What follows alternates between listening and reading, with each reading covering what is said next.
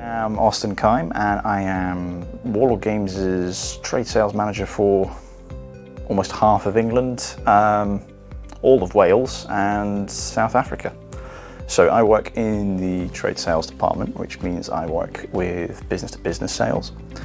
And I work with essentially anyone in the world who wants to stock Warlord's products and some of the other products that Warlord stocks and sell them on to other people. Most important of all of those is our bricks and mortar stores. So these are people who have playing space, they have tabletops for playing our game systems. Not always, but usually they'll have people that work there who push our products, know the systems and teach newcomers in the store, and that's really the heart and soul of historical wargaming. It's those people that run the community and facilitate its expansion. The core of what I do every day is fostering relationships with the people that own these businesses. It can't be understated that the people who own these stores or companies or firms, distributors, they're only human. And it's really important that as a business, Warlord deals with these people as you would deal with any other human. It can be quite easy when you have a following the size that we do to lose sight of the fact that at the end of the day, someone is handing someone cash for something and they need to use that thing, they need to paint it, they need to build it, they need to assemble it, and then they need to have someone to play with. So the core of our hobby is a social thing. So in every aspect of sales, the social aspect is key. Sales has this big sort of scary reputation that it's a lot of evil salesmen trying to sell you the most of something and try and get as much money out of you as possible, and you end up with all this stuff that you've been sold a dream and it doesn't move. My job is totally not that. If I was to do that, I wouldn't make a lot of money. If I sell something to someone that doesn't then sell on, I'm a fool because they won't come back and buy more. And along that train of thought, it's really important that you pace sales, you help someone spend the right amount, and often that can be restraining customers, as particularly eager ones, and making them work within their limits. It's really key knowing when to push, what to push, and how to push. No secret that some stores may not necessarily fit with historical wargaming, but Warlord offers such a plethora of different ranges and items that if I can't sell a historical model to someone, but they do have models of sci-fi and fantasy ranges we don't cover, we have plenty of army painter, we have our own brand of tools, we have our own brand of scenics and basing supplies, and these are things that will help us get our name into these stores. It will help us get their customers what they need, and it gets our name in their mouths, and suddenly they're looking us up, they're exploring what we have to offer, and in a store that may never have accountants getting some World War II models, they suddenly might have a starter set here, they may have a small infantry box there, and suddenly over this months-long relationship, you've got somebody who started at one end and finishes with all of our ranges in their store. Key thing is trust, is working with what the person wants, and it's getting it to them as soon as you can, really. I found that the success that I've had with my accounts and my customers, it's been purely based on reliability. It's getting these people regular calls, letting them know that you're there, and just checking in to see what they need. I'm currently sitting on top of about at least 110 accounts, and if you think that's, let's say I do 2 phone calls to a customer in a month, that's 220 calls. And you don't always get the person on the first call. So sometimes you'll call 3 or 4 times, and you've found that one customer's had 10 calls.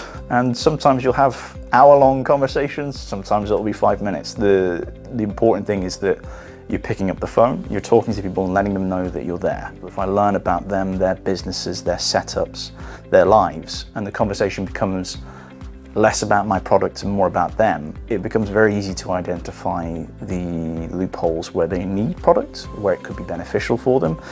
And then the discussion about selling it's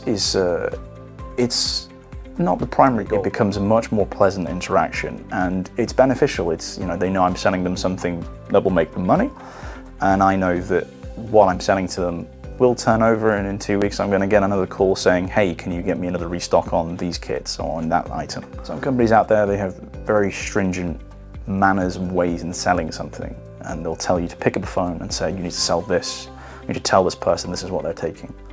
I found in general, you can lead a horse to water, you can't make it drink, and if you try and force it, you're probably going to get kicked in the balls.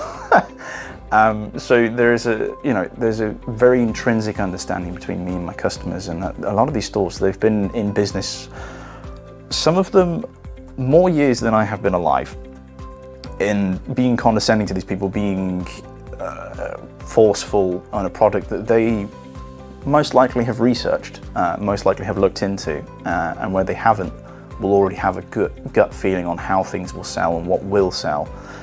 It can be quite a negative thing to force something on those people. And sales, it's sometimes about persuasion. Most of the times it can be about timing. When I have these regular calls with my customers and when we talk about everything, we talk about their day, how the store's doing, what the concerns are, what their latest products are from other suppliers, and then we talk about what's happening with my products, how they're pushing my products, how we can increase that if they need something from me. If my customer tells me that they're doing really well selling another company's product, that's a clue to me to let me know that in a couple of weeks they might have a lot of money. If they're telling me that things across the board are tight because of bills, it might not be the time for me to start pushing certain new products or different old products that they have shown an interest in. And you have a kind of responsibility as a salesman to shepherd your customers into doing the right thing at the right time. More important now than ever for companies to foster good relationships with their customers. And that is what, my sole responsibility is, to make sure that these people are doing well, that they're making money.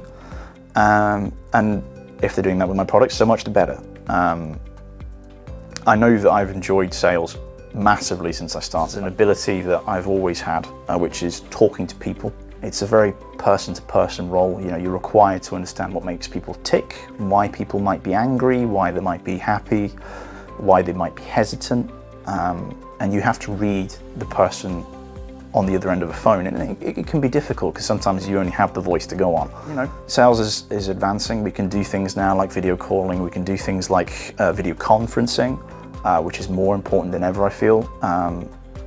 Hugely important is visiting our customers. At Warlord, we're in a unique position that while we have a relatively concise account base, and particularly here in the UK is not so large that I can't come and visit them. And one of my favourite things to do is go and visit, stores, meet the owners, and talk to them, and really get a feel for what their actual problems are. I think a lot of salespeople now, because they don't visit their customers, they don't really understand what space constriction means for a customer. And if someone tells me that, I'm tight on space, and I visit them and they've got kits stacked up to the ceiling, it's a problem. And that then gives you some kind of actual real bearing on how to come around that. So it means the world to these businesses to actually be visited by the people they work with. It fosters a level of trust which you couldn't make just doing it on the phone. I'm very fortunate that with Warlord that I'm in the position to do that, and I think that certainly it's something I'm going to try and do as much as I can in the coming year. It's more important now, more than ever, to go to these stores, meet these people, and encourage them to rebuild the community that lockdowns largely destroyed or put on hold. We saw lots of trade stores go under. It's very difficult when you don't have walking in traffic picking up your products, and a lot of people have to foster web stores, but that's not where the community grows. The community grows when people pick up dice, go in store, and throw some dice together on tabletops.